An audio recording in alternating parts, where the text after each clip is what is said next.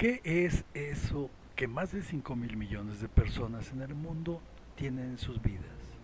A esas más de 5.000 millones de personas les llamo teodependientes, porque sus vidas están ligadas a cuando menos un dios, haciendo rituales extraños en honor a su dios. Eso, a lo que los teodependientes llaman Dios, es algo para uso y beneficio única y exclusivamente de ellos mismos. Por ejemplo, ese Dios está atento todo el día al teodependiente que lo invoca y necesita. Ese Dios odia las mismas cosas que el teodependiente odia. Ese Dios tiene un plan personal para cada teodependiente y casualmente coincide con lo que cada teodependiente quiere.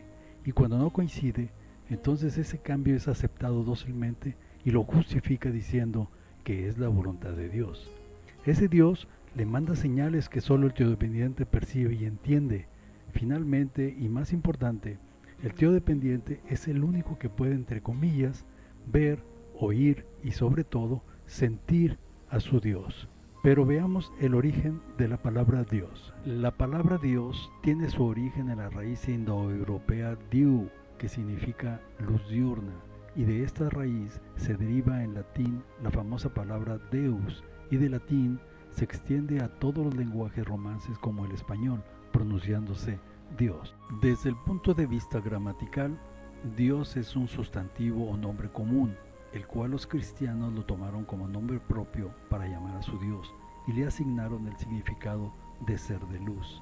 Esto considerando que los griegos y los romanos ya utilizaban este sustantivo para nombrar a Zeus como Diu y Júpiter como Diúpiter o Dios Padre. Por otra parte, Dios es un concepto en la cultura occidental en la que tanto teólogos y filósofos han tratado de definirlo unívocamente, es decir, definirlo universalmente, o cuando menos justificarlo.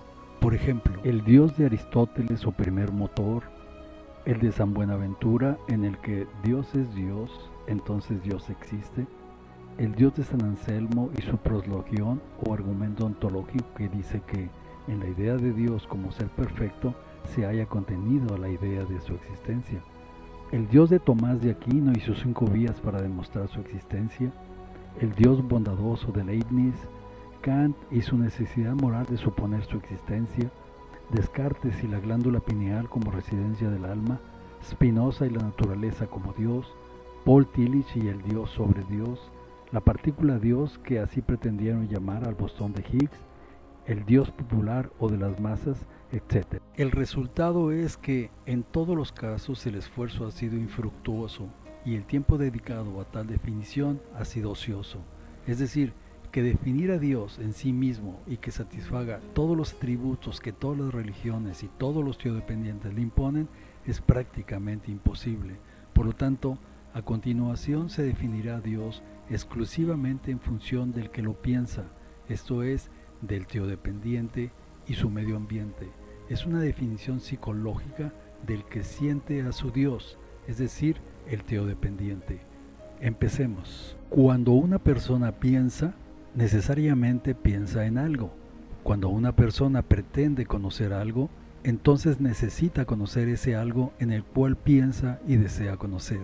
Ese algo que se piensa y se quiere conocer es el objeto, el cual es fundamental para el acto de pensar y conocer. La palabra objeto deriva del latín objectum y significa lo que está arrojado o yace enfrente, es decir, que el objeto es lo que está enfrente o delante de una persona que quiere conocerlo.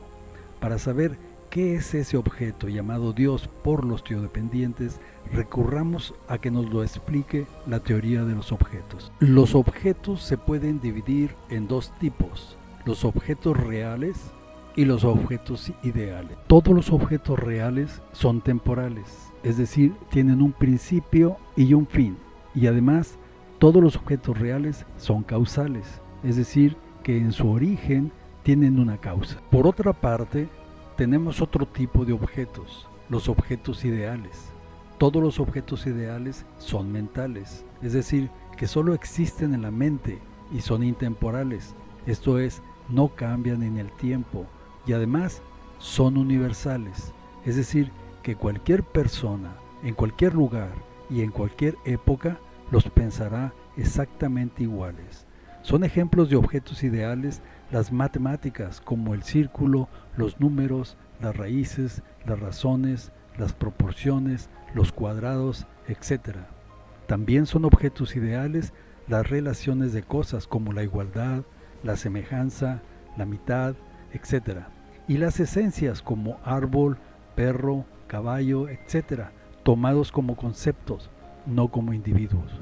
Regresando a los objetos reales, los cuales dijimos que son temporales y causales, estos objetos reales se pueden dividir en objetos físicos y objetos psíquicos. Las características que poseen los objetos reales físicos o espaciales es que son extramentales, es decir, están fuera de la mente y además son materiales. Son como esta silla o aquella mesa, se pueden ver, tocar y medir. En cambio, los objetos reales psíquicos o no espaciales son mentales, solo se encuentran en la mente y son también reales y producidos por actos psíquicos como las percepciones, los sentimientos, la imaginación, los deseos, los juicios, las emociones como miedo, placer, ira, etc. Por lo tanto, el acto psíquico es real y nada real puede ser imposible. Por eso los objetos psíquicos son tan reales y posibles como el dolor de muelas, el deseo de ser millonario o el temor de morir. En conclusión, tenemos tres tipos de objetos: los físicos, los psíquicos y los ideales. Entonces, ¿en qué tipo de objeto cae el Dios de todos los teodependientes? Podemos asegurar que no puede ser un objeto real físico, porque entonces podría ser visto, tocado, medido, etc., por cualquier persona o detectado por algún instrumento científico. Sin embargo, solo los teodependientes lo pueden sentir. Tampoco Dios puede ser un objeto ideal, porque si lo fuera, entonces existiría en la mente de cualquier persona, ya sea teodependiente, atea o agnóstica en forma perfecta o ideal, lo cual es falso, ya que solo los teodependientes en dioses lo tienen en su mente en forma necesaria. Por todo lo anterior, el Dios de todos los teodependientes es un objeto real psíquico, porque de esta manera es tan real para un teodependiente como un dolor de muelas, además de que cada teodependiente lo percibirá en forma diferente de acuerdo a sus particulares capacidades intelectuales. Esa es la razón por la que existen miles de dioses y cada uno de los teodependientes lo siente diferente. Los dioses son originados generalmente a través de un objeto real físico. Por ejemplo, el universo al contemplarlo arrobado en un cielo estrellado, los milagros, etc. Y a este Dios se le pueden agregar todos los atributos y predicados que los teodependientes deseen, gusten y manden, como omnisciente, omnipresente, omnipotente, etc. Pero sobre todo, se manifiesta en forma contundente e invariablemente en las crisis de la vida. Eso no le cambiará su condición de objeto real psíquico, sino que al contrario, lo reforzará.